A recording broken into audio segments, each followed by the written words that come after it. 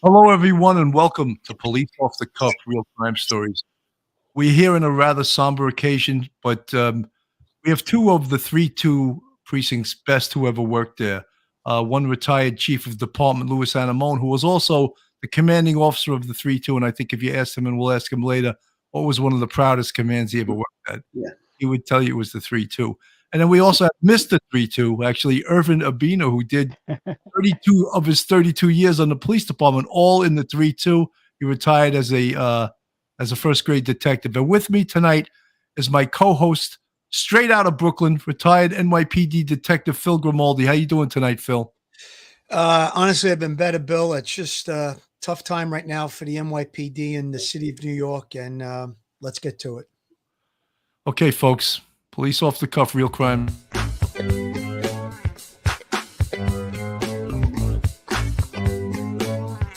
It's a show with two retired detectives that were in the thick of New York crime, fast and hectic. They got some stories and some jokes, even an interview with the most popular folks. Off the cuff, one episode just saying enough. Get a little laughter and an interview too. It's maybe the best thing you can do.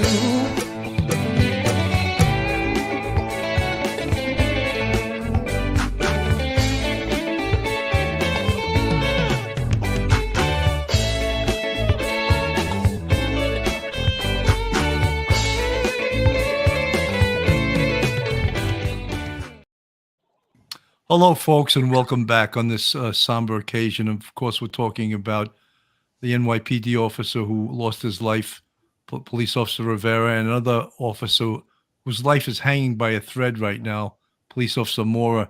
And, they're a part of a brotherhood, the NYPD, and all of us that we all feel this like they're part of our family. And it's the weirdest thing because they're not in your family, yet you feel like they're part of your family, and it's an ache that doesn't go away.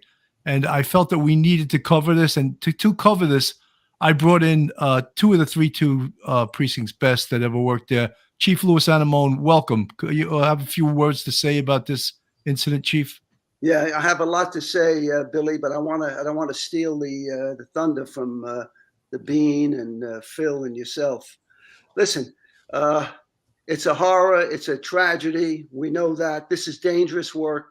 We know that. They signed up for it. We signed up for it. There has to be, a change in the city, and it's got to occur rapidly. Billy, we don't have time to wait. I've got a lot of thoughts and a lot of ideas. Maybe after a little bit, we'll talk about it. But I don't want to see any more cops killed needlessly in the line of duty because there wasn't enough done for these cops earlier, either by the public, by the politicians, and even by the department if they lack training or anything else. I want to fix this stuff, and I mean now. Let's get off our asses and get this stuff done. We need a sense of urgency in this city and in this department. No more, hanging around by the water cooler or the coffee pot. Get off our asses and get out there and do our job. Chief, you were one of the architects of Comstat, and which Comstat was predicated upon broken windows style policing, which seemingly the powers that be want to get away from that and have a kinder, gentler police department that doesn't arrest people because they don't want to prosecute people. But for broken windows policing to work, everyone in the criminal justice system has to be on board. You have to have the police on board, the prosecutors on board, the courts on board, the politicians. And if everyone's not on board, it just simply does not work. Billy, I can't argue with you. And that's part of what's got to change. The prosecutors, we've got new wave prosecutors, not only in Manhattan, but in some of the other boroughs as well. They're not doing all they can. The criminal courts and the criminal justice system are broken right now. And they're broken because we had progressive, liberal, far left liberal progressives that wanted to change laws up in Albany and in the city council, and they did it. And we're reaping the whirlwind now as a result. And Jason Rivera and police officer Wilbert Mora suffered as a result of this. 100%, Chief. Well said. Irving Abina, Bean. You even have your nickname Bean there. I'm trying to use your Christian and your full baptized name, but it's Bean. I guess you were baptized as Bean. The priest poured the water over your head. I baptize you, Bean. You know? Was it water anyway, or Bean? beer? I know you are a legend in the 3-2. In my 10 years in homicide, I felt like the 3-2 was my second home because we're always up there, and I saw you a couple times every week. But Bean, I know that your heart is broken right now. It sure. You want to speak upon that a little bit? It sure is. These are two young officers who happen to come to the greatest precinct in the world. I don't care what anybody tells you. We work. And if someone tells you that we don't care about the people that live in that command, I'm going to tell you they're full of it, because 99.9% of us will go out of our way to help them. Whatever the case may be, even if it's just a talk, just a talk. I mean, I just can't believe that someone would want to do that to two guys who were there. They weren't looking to arrest nobody. They were looking to talk to him to make sure he's okay. I spoke with my, I was in the squad, and I spoke to a couple of guys there, and they were there just to talk to him to make sure that he's okay. And what happens? They both get shot. One obviously, unfortunately died. The other one is hanging by a thread. And for what? They weren't going to arrest him. They were doing their job. They didn't come there to shoot up anybody. They weren't coming there to arrest anybody. They were looking to help. And being on the screen, I'm going to put the gun that the perp used. And I use the word perp because I will always use that for a perp, even though the kinder, gentler criminal justice system doesn't want us to call criminals perps anymore. He's a perp. This is the gun. He had a 45 caliber with a magazine that held 40 rounds. What were his intentions? Obviously, his intentions were very bad. And I just want to make a little point. When you talk to progressive politicians, the gun did this. When you talk to law enforcement, the criminal did this. The gun doesn't do anything without someone pulling the damn trigger. So stop with the Second Amendment bullshit. Yeah. The criminal pulled this trigger, and that's who we got to go after, not the guns. It's the criminal. That is correct. That is correct. It's just amazing. I mean, like you said, the gun has a trigger. Okay, someone had to pull the trigger, and unfortunately, the criminal did.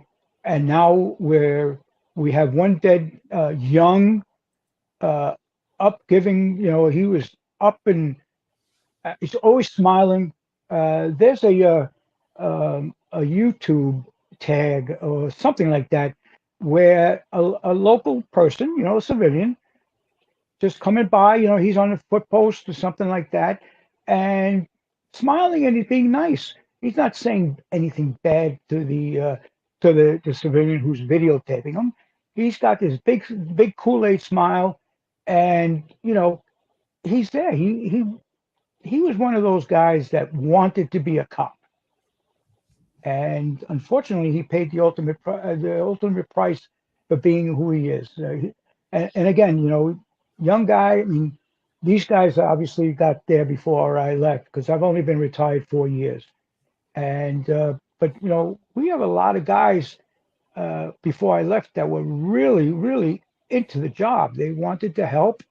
And of course, it's not about medals or things like that. They wanted to help. I mean, well, that's one of the reasons why I stayed in the 3-2. I happen to love the command. I love the people. I love the cops. I just love the whole area. I feel that it's my home, and it was my home for 32 years. Bean, if I could just echo something, and I didn't work on patrol in the 3-2. Actually, Chief Anamone was my first CO, and I worked on the 2-0 when I first came on the job. And I was thinking of like, oh, up in Harlem, middle of Harlem, the cops must be really, brutal and this and that. And when I went up there, the opposite was true. I thought the Yeah. cops were great.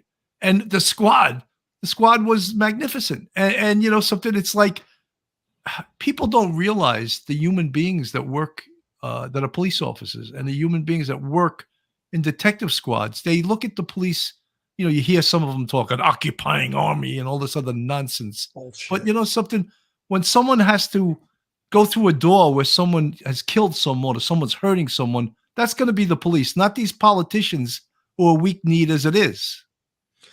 Billy, guys. I just want to make a Go ahead, comment on something that Bean said. This was a routine family dispute. They didn't go in there guns blazing. They went in there to try and settle a family dispute. And this animal, this savage, decided to go on a suicide mission. That's what I'm calling it. But I want to make another point. We all took the oath, and I can remember my first or second day in the police academy that the instructor was telling us there's going to be people, maybe possibly in this room, that may get killed in the line of duty, or there's going to be someone in this class that may commit suicide.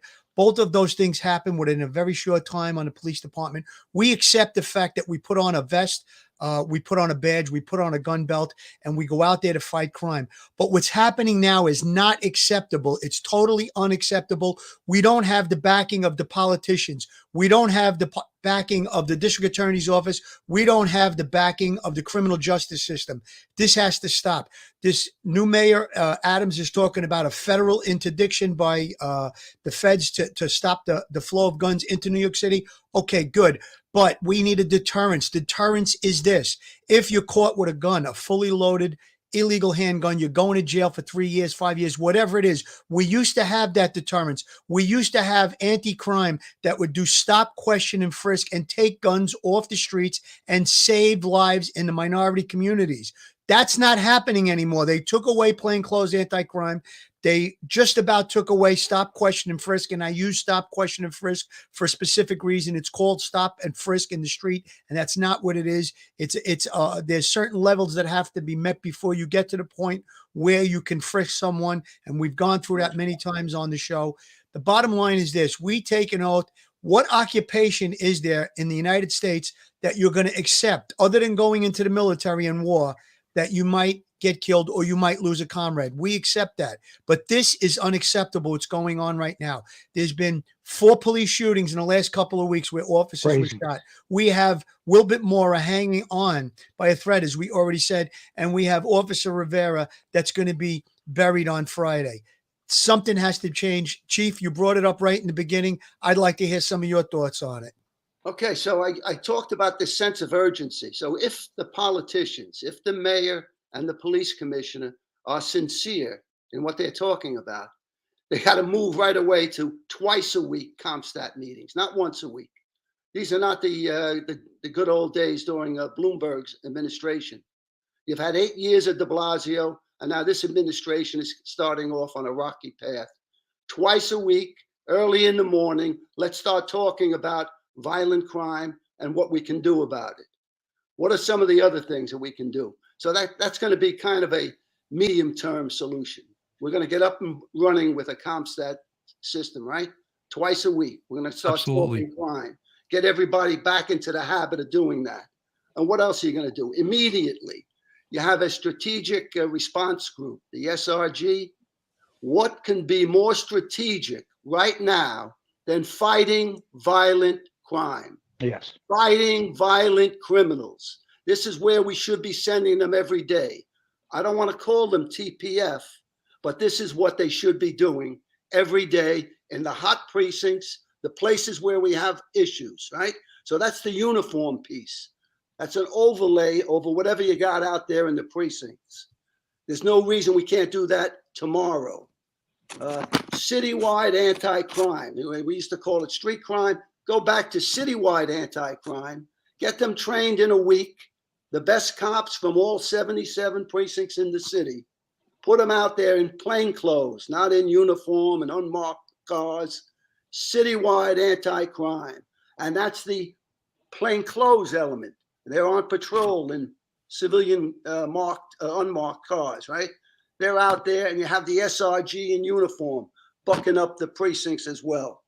Precinct anti-crime, recreate it, get those people out on the street doing that kind of work, particularly in those precincts where we've seen an upsurge in violence.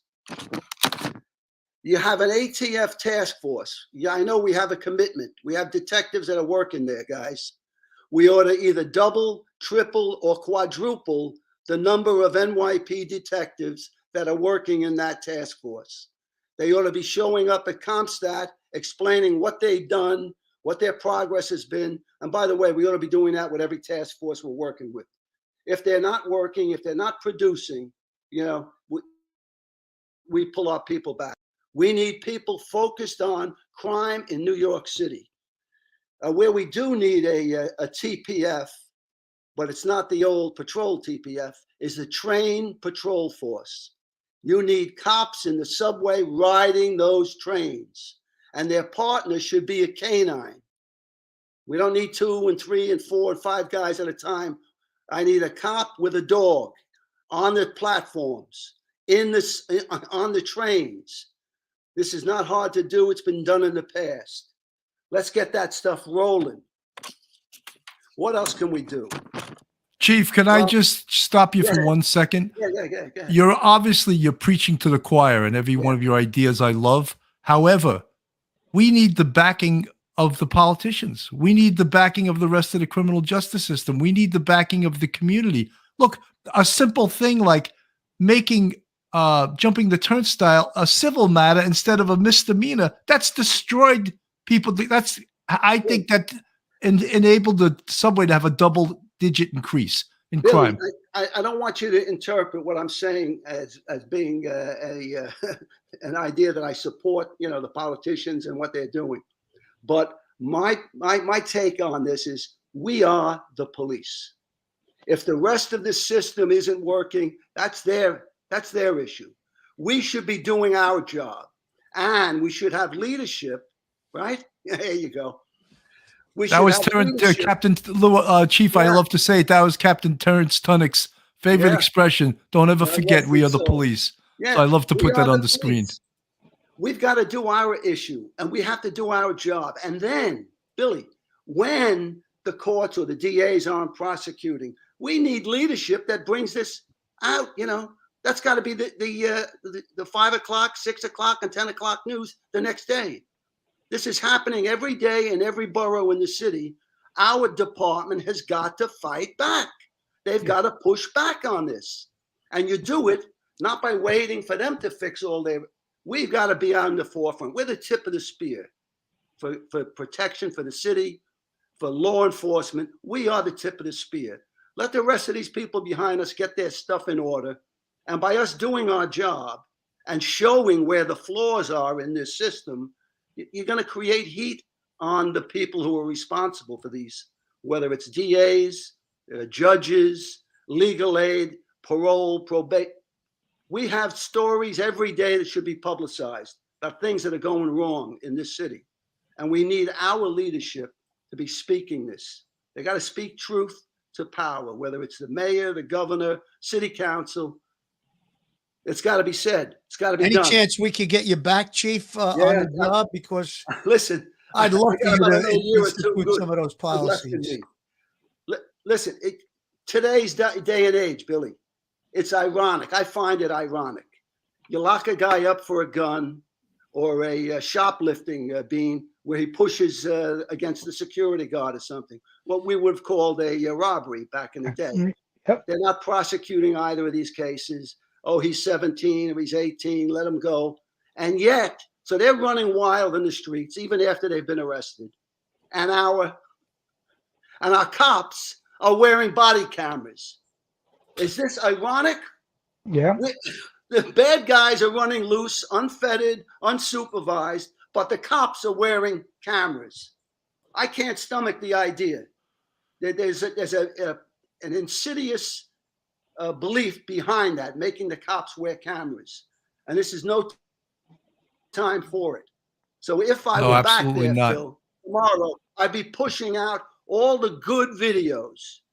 Every day, every single day, every shift, 365, I'd let the public see how many good interactions there are and how few bad ones there are. And then I'd give an order like, forget the cameras. It's costing too much money. Take them off, put them inside, and get the cops that are supervising that whole process out in the street. We don't need this administrative nightmare, number one. Number two, we need better training, guys.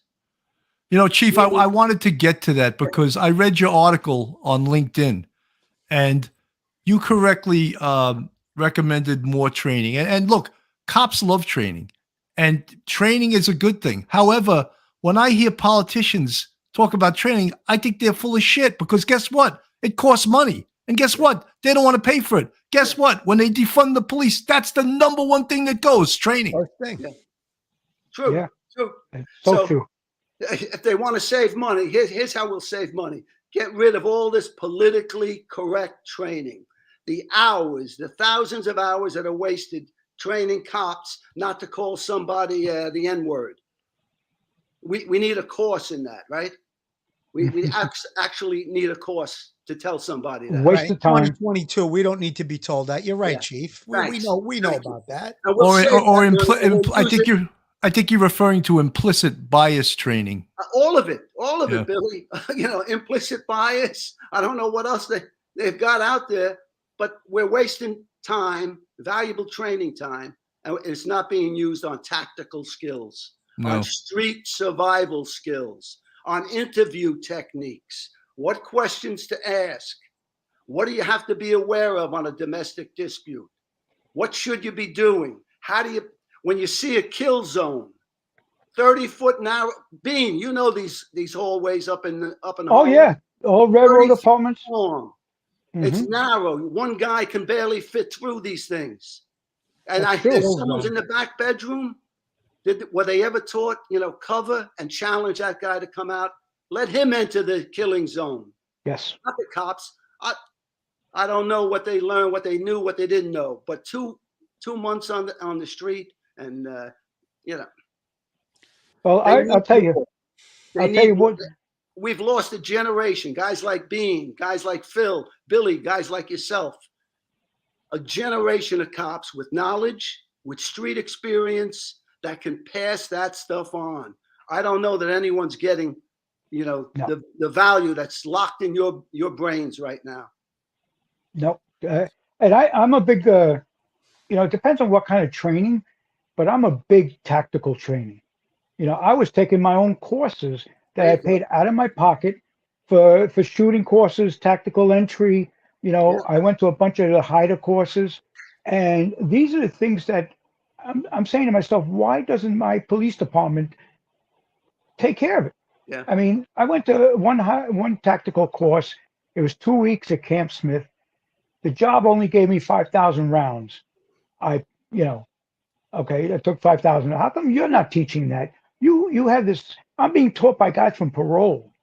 No, it should be another cop who has that experience. It's because what I said before, because it costs lots of money. Yeah.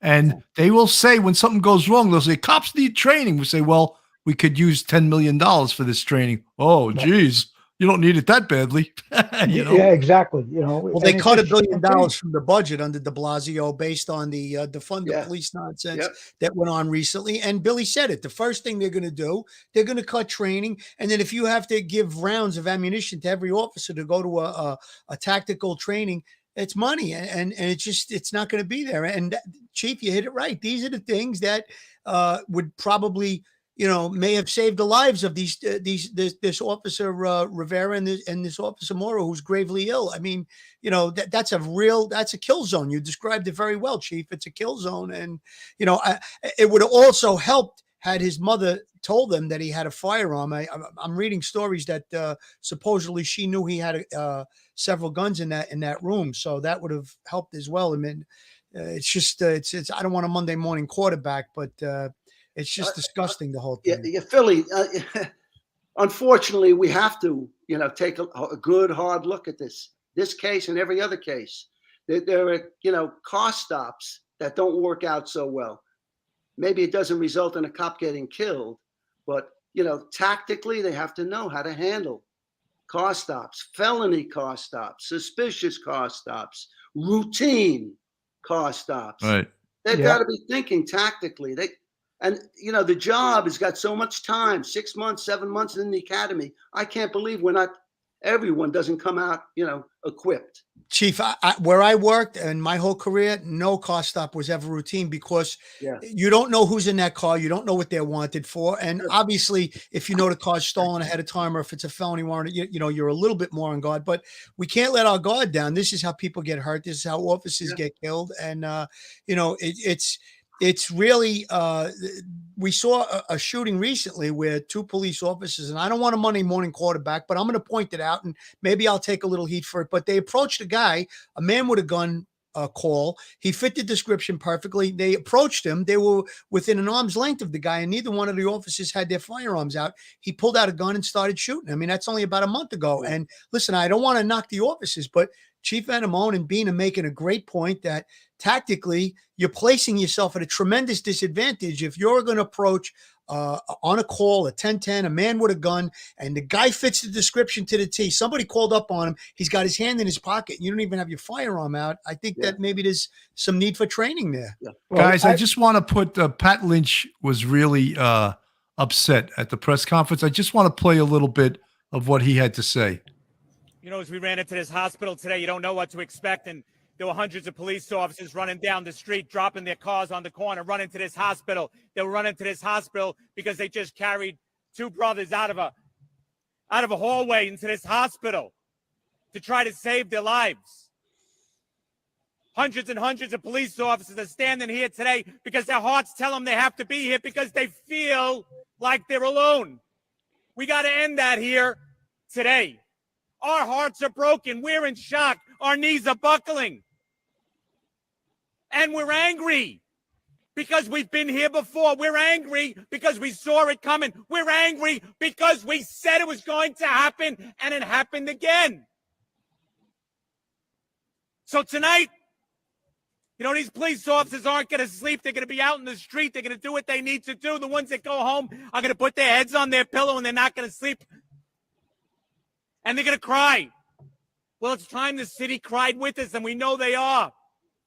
But you know what? We stand shoulder to shoulder by the tens of thousands to shoulder our brother. We carried our brother here. We'll shoulder him out this evening. We'll stand in the hallway, and we'll pray for a family that's hoping their son, their husband, they come home. But it can't be just us. Yes, we will stand patch to patch and bury our brother. We will bow our heads in sadness. But we need you too. The streets can't just be full of New York City police officers at this funeral. The public has to come. The public has to send a message to anyone that dares to harm a New York City police officer. Not here, not now, not today, not to us. We're humbly asking you to come out and help us. Then when this is over, yes, a conversation, a real conversation, not like our heads are on backwards and we don't know what's going on. We need help. They need help. We need help. It's time to do it now. We're all looking to do it.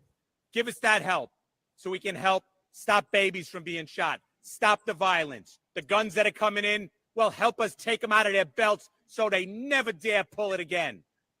You know what I'm saying? We all know what we need. It's right in front of us.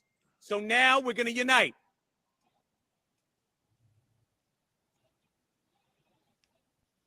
And we're going to carry a New York City police officer out of this hospital, and we're going to salute the best we can. We're going to do the best we can, and we're going to line the church in front of that church, synagogue, mosque, and do the best we can. But after that, conversation that's real.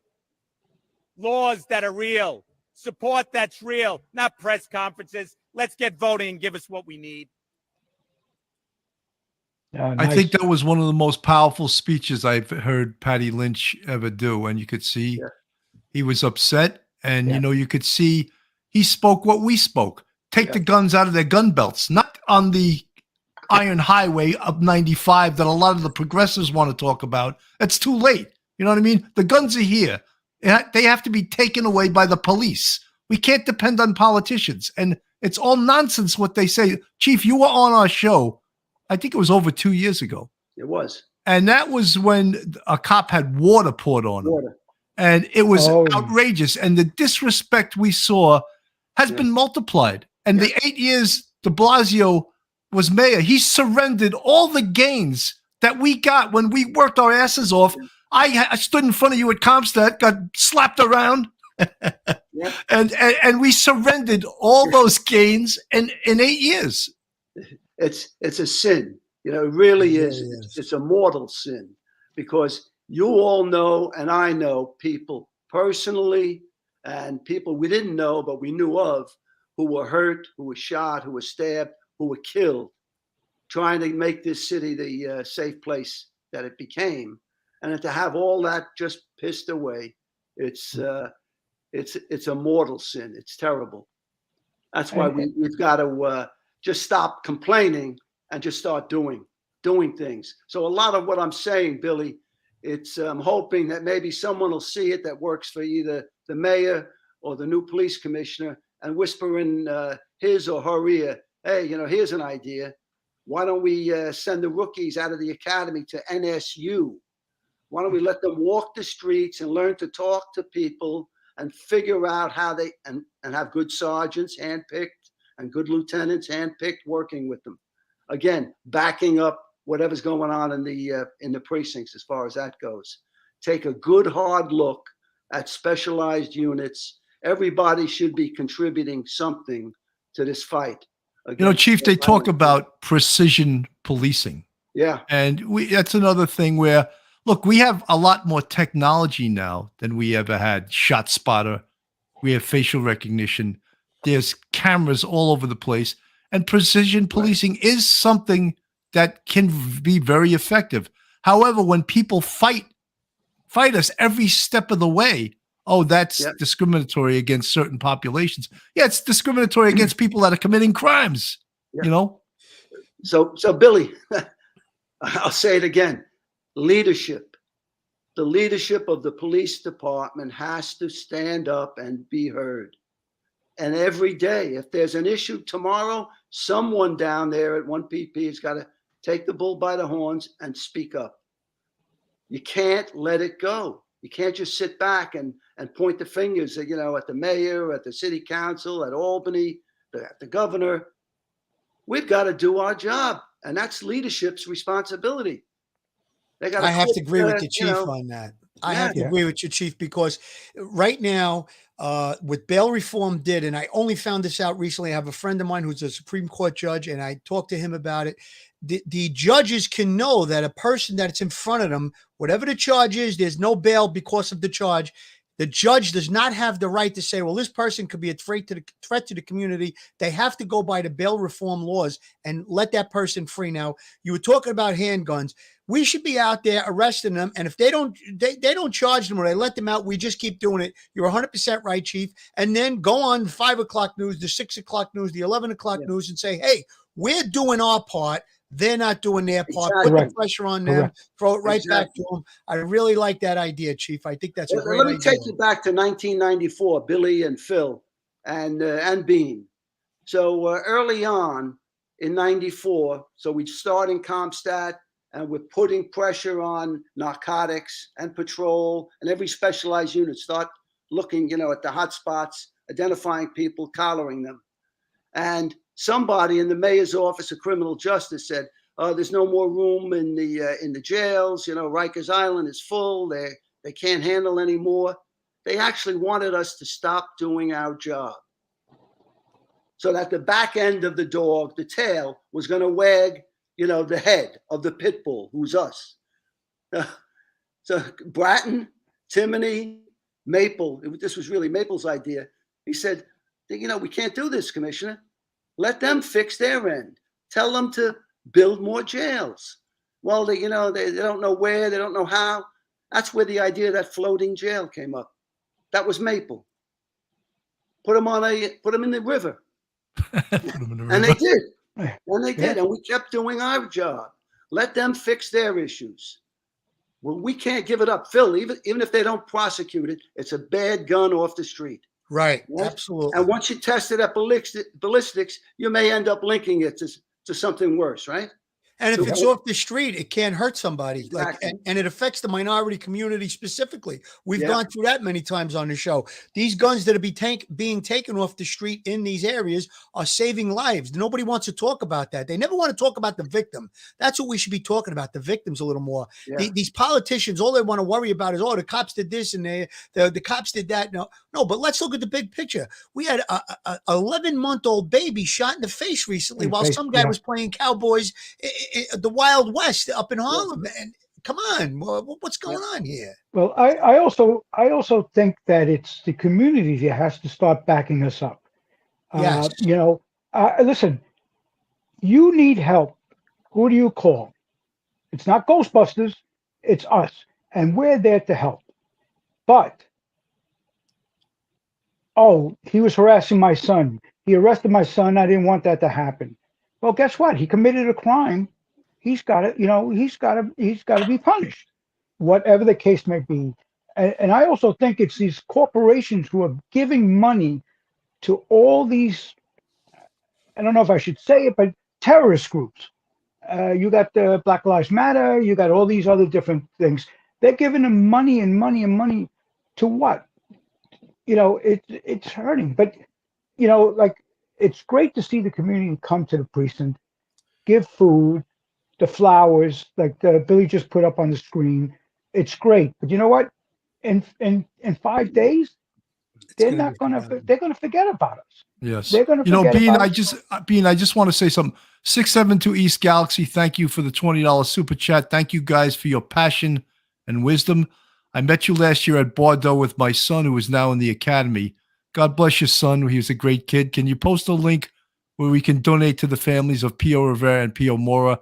Thanks again. Yes, there's a site called Fund the First, and it's run by an NYPD detective named Robert Garland. I should have had I posted in the chat, but I should have had the link to it on here. I'm sorry I didn't. Fund the First. It's legit. You're not giving to a scam organization. The money will get to these two detectives' families. And also, Bean, you have another place they can give money to Venmo to feed the officers in the 3-2, right? You want to tell me what that is? Well, we're doing. I reached out to between me, Scott, and the chief. We decided to, we want to feed the cops. That's our home. That's our family. But we don't want to feed them now. Everybody is, oh yeah, we're gonna take care of the cops. In 3 days, they're gonna forget the cops and they're gonna say, fuck the police, that type of stuff. Yeah. So what we're doing is collecting from the old timers, the retirees, because great people came out of that command. I mean, one is with us right now.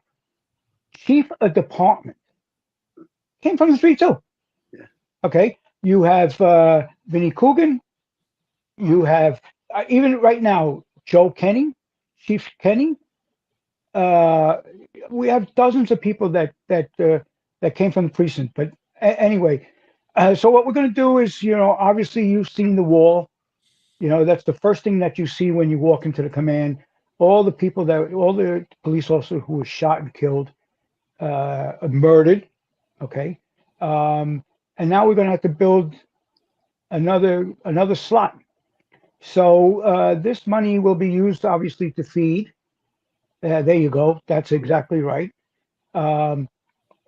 This money will be, sometime maybe in March, when everybody thinks that they forgot about them. We're not going to forget. Okay.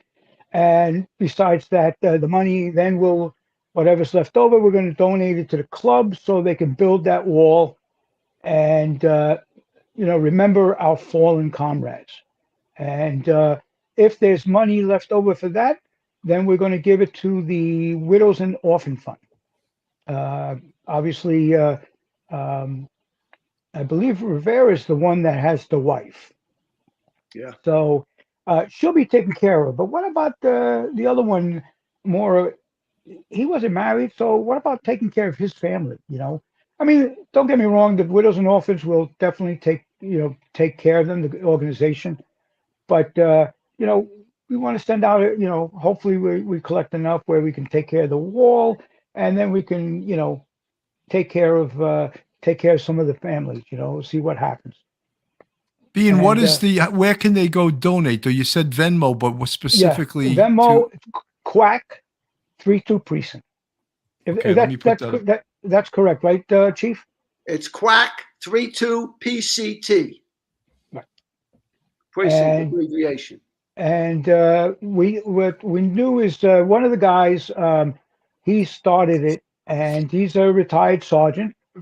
He was a cop in the 3-2, became detective, worked in the squad for a little while, and then become boss, and then he obviously retired.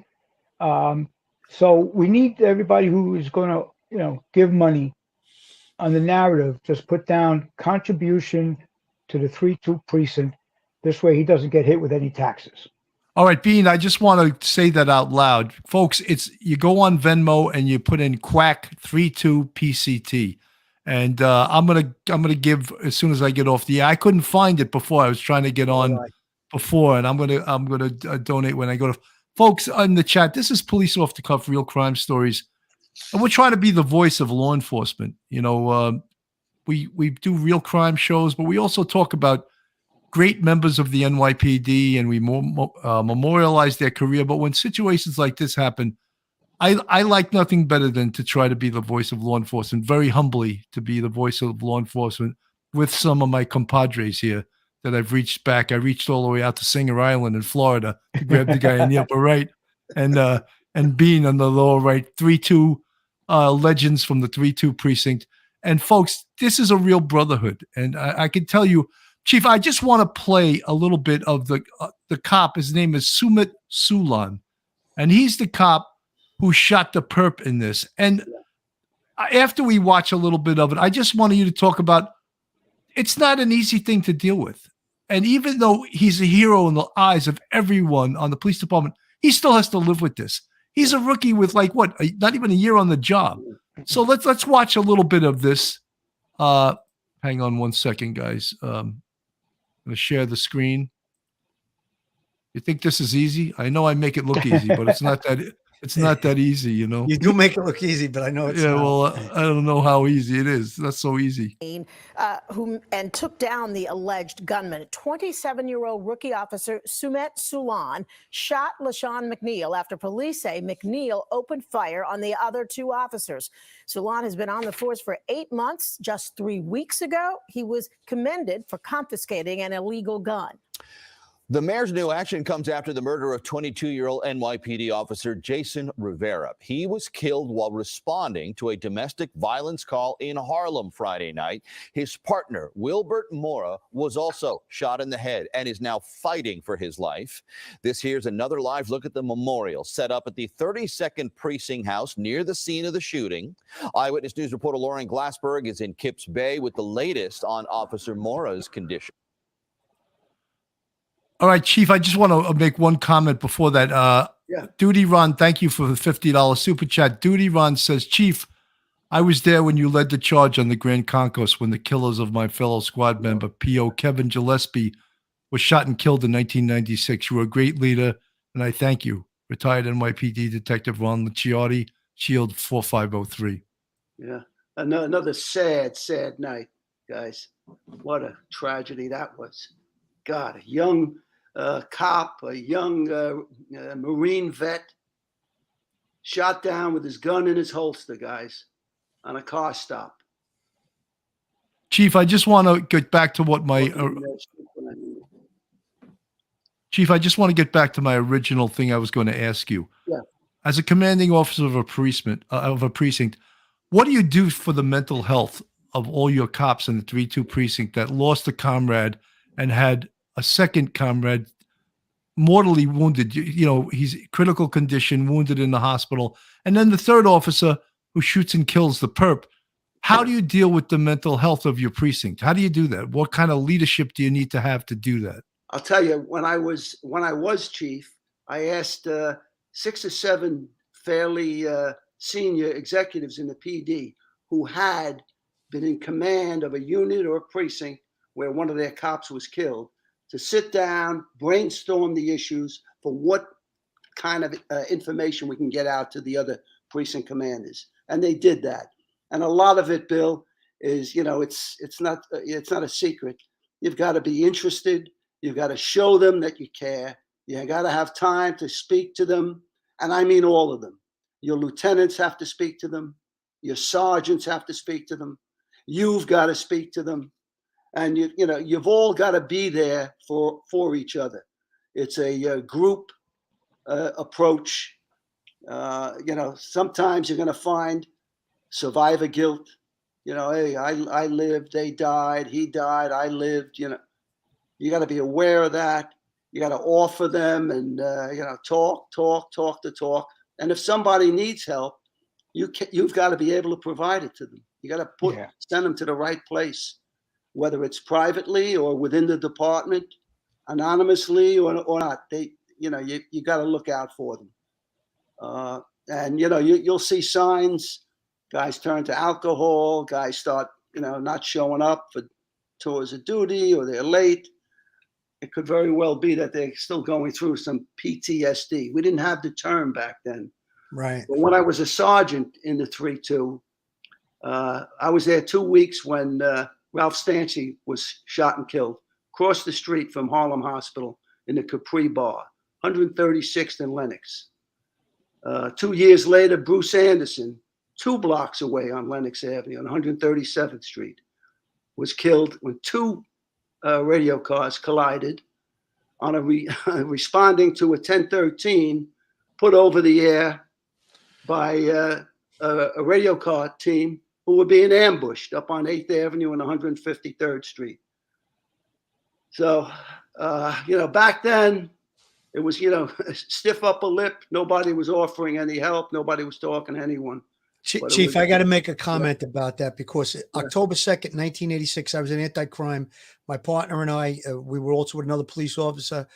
We got into a small chase. Anyway, gun battle. They blew out the window of our car. We returned fire. We got one guy. One guy got away. A couple of days later, when I got back to the command, Captain Cornelius Dever, he passed on now. He brought us in. And he had been in a couple of gun battles himself. And he sat us down. He said, guys, you're okay. He went through a few things. He goes, listen, if you have nightmares, that meant a lot to me, because I was a young cop. I was only 4 years on the job. Just gone through this. That was my second shootout that I was in. But it meant a lot to me, because the first time around, nobody really put their arm around you and said, hey, I've been through it. You okay? Thank God we were both okay. I was okay from the first one too, but it did mean a lot to me. I think you're making a great point. These cops are going to need a little help. And listen, sometimes just even after 9/11, I never talked about it until years later. And I was having some nightmares and stuff. When I finally talked about it, all of that stuff went away. So it's a great point, Chief. I'm glad you brought that up. And the commanding officer of the precinct, when he shows that he cares for his guys, means a lot. It goes a long way. There's nothing like it. There's nothing headquarters can do, or the medical division, that counts as much as that. That personal touch right there where everyone's working together. Chief, I have some PTSD walking on the 8th floor towards the lectern and you asking me questions. Rub a little dirt on it, Billy. That's all you're getting from me. That's right. I'll tell you one thing. That's something I've noticed, that, not trying to say anything about the young executives that there is on the NYPD. Some of them, they want to know when they're getting promoted. They don't care about. I remember, maybe this is bias, but I remember when you came to become the CEO, you always, everybody okay? Everybody good? This is the problem. This is what we need to do. Let's get on it. Boom. And you know what? People are afraid to go to the CEO because he doesn't talk to anybody. Yeah. Now, I mean, luckily for us, we've always had good CEOs in the 3-2. Some dummies, but most of them were good. Al Matarasso, Chief Matarasso, was a great guy.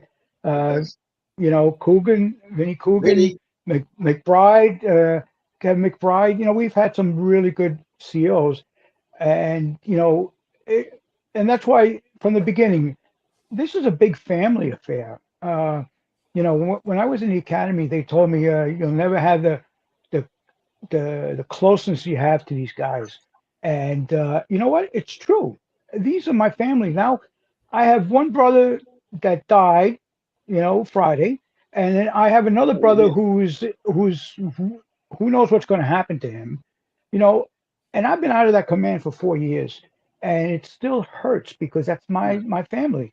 I know when I retired, I put on Facebook that this is the saddest point of my life. I'm leaving my family.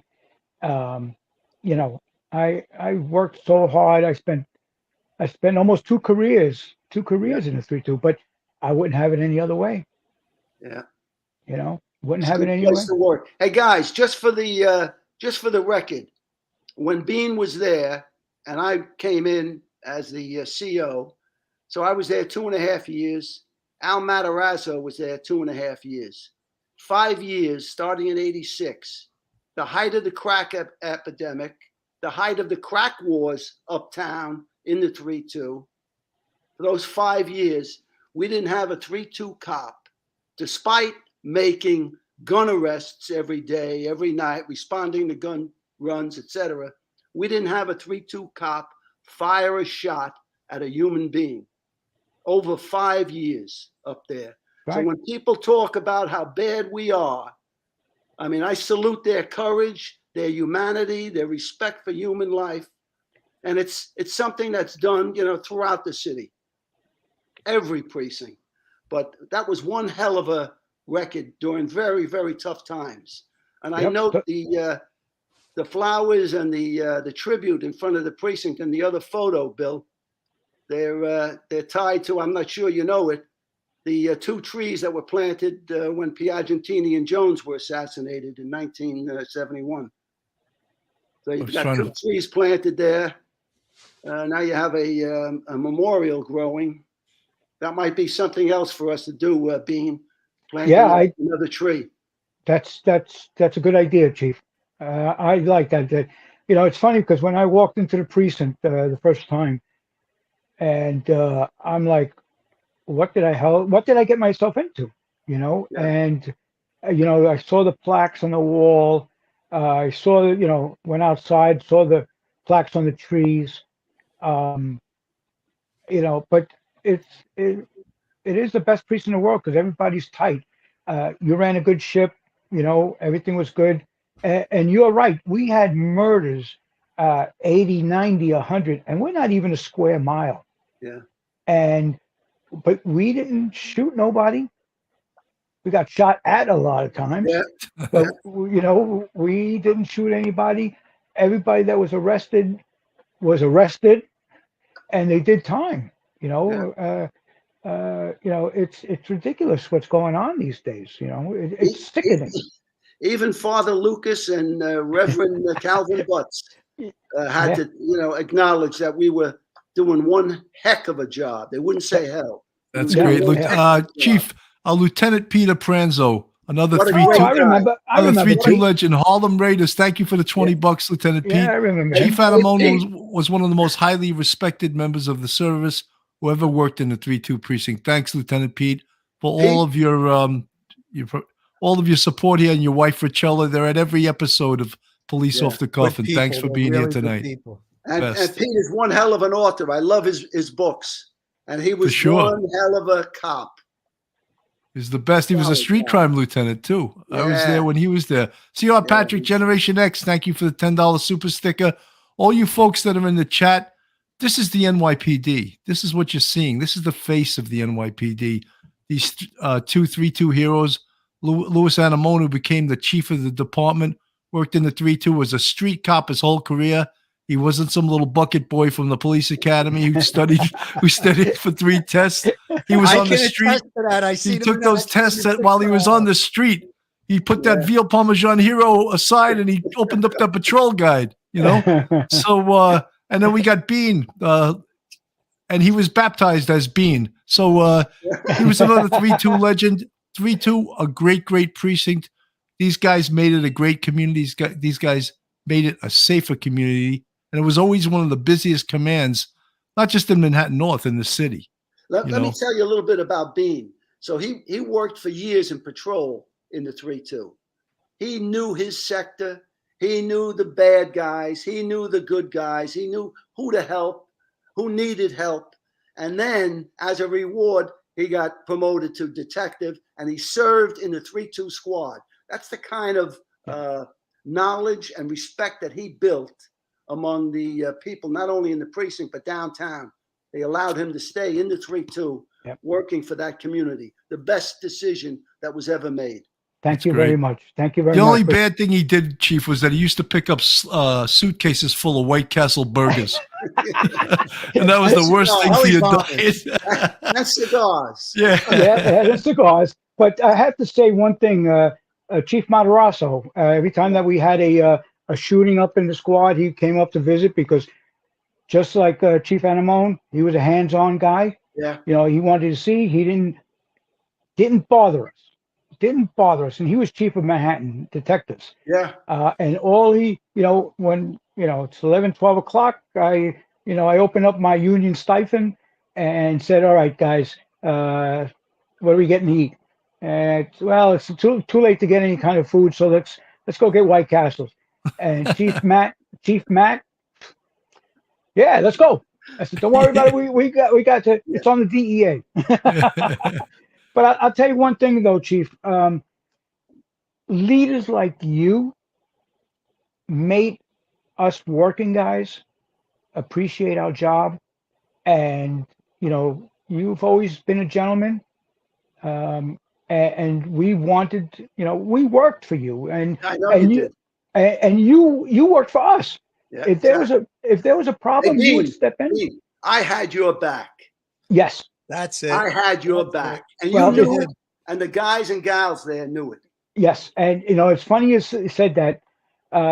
Chief Anamone is second day on patrol when he was the CO, and he's doing a 4 to 12, and I'm a brand new guy, and Gene Mullehy says, "Listen, you're going to drive the captain." I said, "I'm driving who?" And he said, "The captain, the new CO." I said, "Uh-oh, what did I do?" Yeah. Sure enough, we're pulling somebody over, a family car stop. I'm like, so he says, put it over the radio, because he didn't have his radio in his reachable area. I said, damn, how the hell do I put that over the radio? You know, I said, 3-2 CO, essentially, we got, you know, a bunch of people stopped. And he had my back because he was covering me. I took him out of the car. You know, we did what we had to do. Yeah. And again, we will work for someone who's a good leader and who has our back. And you always had our back. We are and we were being the police. Yes, we were. Right? We weren't report takers only. No, we were the police. And unfortunately, with this this climate that we have now, with defund the police, fuck the police, you know, the police is always wrong. All they want to do is occupy our neighborhood and streets. You know, it's wrong. You know, of course. I chose to stay in the 3-2. Yes, I could have got out a long time ago. I could have went to a different area. I whatever. You know, I chose to stay where I was because we had such a great command. And you know what? The people out there are good too. You know, they weren't. Exactly. You know. They weren't bad people. Yes, you had some bad people, but you also had some criminals who said, you know what, you got me. Yeah. And that was it. Put their hands behind their back. But you know, the people have to they have to stand by us. They really do. And the same thing with Bean, if I could just say something, the what we need though is when we do have government trying to alter the things that the police can do. For example, we had that horrendous law for a while, the diaphragm law. Yeah. We need the government to solicit experts, not just haphazardly make some stupid law without knowing what the hell they're doing. And that's what they did with the diaphragm law. They had no idea what they were doing, but it sounded woke to them. So they said, let's enact this thing called the diaphragm law. Yeah. And things like that. Everyone had to get on the George Floyd bandwagon, right? Yes. Everybody had to do something because of the George Floyd case. One case. Hey, guys, again, let them release all the body cam video. day in, day out throughout the city. You know, we're the best police force in the country. We don't Yes, we have are. any issues here. Get rid of that stuff and let the cops be the cops. Yes. And We back don't us need up. it. They don't need it. And we need to be backed up by the, Yeah. you know what? Even if we weren't backed up by the politicians, they have to answer to the civilians. They have to answer to the people in the neighborhood. Many times, even you, Chief. How many clergymen came up to you and thank you for what you were doing? I can think of 100 people, because crime was going down a little bit, Yeah. and that's what it's about. Who wants to live in fear of their life? No, And Yeah. we need backup. sure do. And You we know? deserve it. Yes, we do. These Yes, guys we and do. gals deserve that backup. They deserve that support. Hey, they've earned that support Yes. day in and day out, whether or not someone's killed or not killed. They earn that support. And it's Yeah. shame on any politician or any community group, who doesn't give them that support. That's I true. had a laugh. I saw Jumaane Williams behind the mayor at that press conference in Harlem Hospital. Disgraceful. Two-faced hypocrite. He had no business being there. Yeah. None at all. 100% right. And it's Chief, you it's a get a shame. lot of these community organizations now that are part of the violence interrupters, they call them, and they're getting federal money to do what they're, whatever they're doing. I don't know what they're doing, but they're getting paid for it. And if you would have asked the police, is that a good idea? I think we would have said, no, give us that money for training. Yeah. Yeah.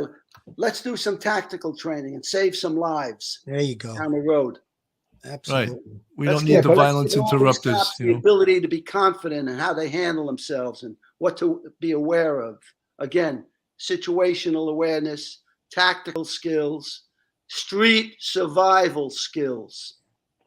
Things that Phil or Bean or you, Billy, could teach a class of 20 or 30 at a time. Yeah. 100%. Your own experiences. And volunteer. We would volunteer to do that, because we've been there, we've done that. And you were right. It just goes to waste when somebody retires because they just can't take it no more. With that knowledge, that experience is gone. Yes, exactly. And it's a shame because I love being a detective. I love being a cop. I love being on patrol. We had some fun times, and we had some sad times, but we were okay. And we had good people with us and stuff like that. But it's just these days. Sometimes I don't blame these guys for being scared. They keep forgetting who they are and what could happen to them. Yeah. Because like that third police officer who shot the perp, he could have been a victim too. Sure. He could have got shot. He's and lucky killed. to be alive. Yeah. That's exactly right. But you know what? Someone was watching over him, and you know what? We could, it'd be a shame because you have 3 young cops who took this job to be cops. I mean, I saw that 49 that Rivera did. Why he wanted to be a cop. Yeah. So did I. It was touching. That's It was touching. That's it on the screen, but none of us. We're all old. We can't read it. The font's too small for us. I could read it. But and he's genuine. I mean, and again, he was genuinely a good kid. He was really exactly. And it brought me to tears to see his picture that night. I got it text to me, and when I saw these young faces, I swear to you, it brought me to tears. And I got to tell you, everybody that I met Friday night, civilian wise, everybody was really upset about it. It's just a horrible thing. You could see that this kid, by the videos that were put out and that beautiful 49 that he wrote, I mean, you could see he was really all heart. He was a good kid. He just wanted to try and change things and help and do good for the community. And unfortunately, he lost his life for the city. And the city needs to to acknowledge and thank the people of the city need to acknowledge and thank that young man that he gave his life and his partner who's struggling and fighting for his life. They need to acknowledge that. And I hope that there's a big show of support on Friday at the funeral for Police Officer Rivera. sure- Guys, I just want to, I'm going to put up the flyer for the times for the wake and the funeral. Good. And then once I do that, I'm going to give everyone the final words because we're at an hour and 5 minutes. And I know the chief has to get up early to work on his tan tomorrow. So I want to get this on the screen. Folks, this is the services tomorrow, Thursday, January 27th, 1 p.m. to 8 p.m. That's at St. Patrick's Cathedral on 5th Avenue between 50 and 51st Street. And the funeral service is Friday, January 28th, 9 a.m. at St. Patrick's Cathedral. So I wanted to put that up on the screen. So even we encourage civilians to come to this too. Show your support. Show your support to his family. Anyone that wants to come, you're welcome. Chief Anamone, final words. And by the way, Chief, thank you so much for coming on the show. You're a great guest, and I always appreciate. I reached out to you. I found you way down south, and I sent a team of detectives down there to find you, and you had some of the suntan lotion on your nose, and they grabbed you. Listen, it's my pleasure, guys, because I always like being around real police, right? Not fake police, real police. It was my honor tonight to spend an hour with you. And listen, my last word is say a prayer for the family of and for Police Officer Rivera, but for the Police Officer Mora as well. All right, that God's will be done and he be merciful to him and his family. Absolutely. Thanks. Amen. Phil Grimaldi. Last words, Chief. I'm so glad you came on tonight. I can speak to the fact that you had the backs of the cops when I was in the 6-0 squad. A couple of things went down there, and you worked there as a cop. I worked for one of your partners, Larry Holting, for a short time in the 6-8 squad. Great guy. I always talk about him, how he was a great boss as well. And I remember you coming down. There was something with they were threatening cops in the SNU unit. You were down there every day and doing what you had to do, getting the job done. You definitely had our backs.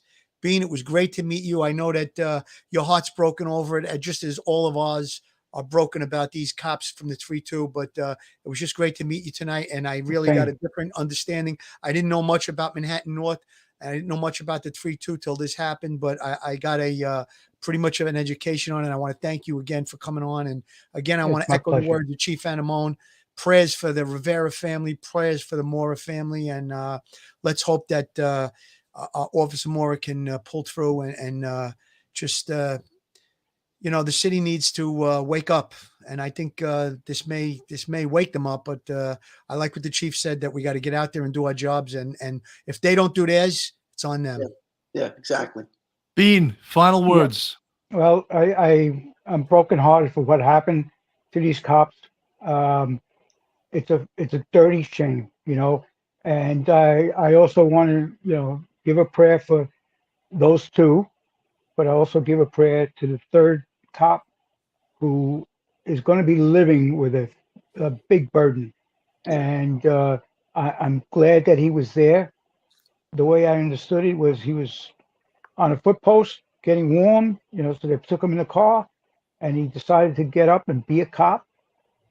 And, the chief always told us at roll call, back everybody up. It doesn't matter if there's 2 or 3 cars, the more the merrier, And this cop, another one with only a couple of months on, or a couple of weeks on, he came, backed up. Thank God for him, And I just want to say, the 3-2, you guys are my family. Always love you, And it's great to see all of you, and it's great to see the chief because it brings back a lot of good memories that we had together, and he was a gentleman, but everybody that came to the 3-2 were gentlemen, cops, sergeants, lieutenants, captains, inspectors, and Billy, you should have had a desk in the 3-2. You were going there at least 3 or 4 days a week. And Phil. Chief, they were always trying to shake me down though to buy the whole squad meals. I was like, what? Go to Bean, go to the DA delegate. That doesn't surprise me. Billy wanted the steak, and I said, "All right, we're going to get you hamburgers, White Castles, that's steak," you know. But and Phil, it's a great pleasure. You know, I heard a lot of good things about you, Yeah, and it's Billy, and both of you actually keep up the good work with this this little podcast or whatever you want to call it. It's Yeah. really nice. But, Thank you very much. You know, You know, folks, this has been Police Off the Cuff Real Crime Stories. It's my privilege to have retired Chief of Department Louis Anamone and my buddy Irvin Bean, baptized as Bean, but Irvin Bean is his real government name, as they used to say in 3-2, right? The government name. So, folks, thank you so much for watching us, for supporting us, and have a safe night, a great night. Bye now. Good Stay night. safe, everyone. Good night. take care now.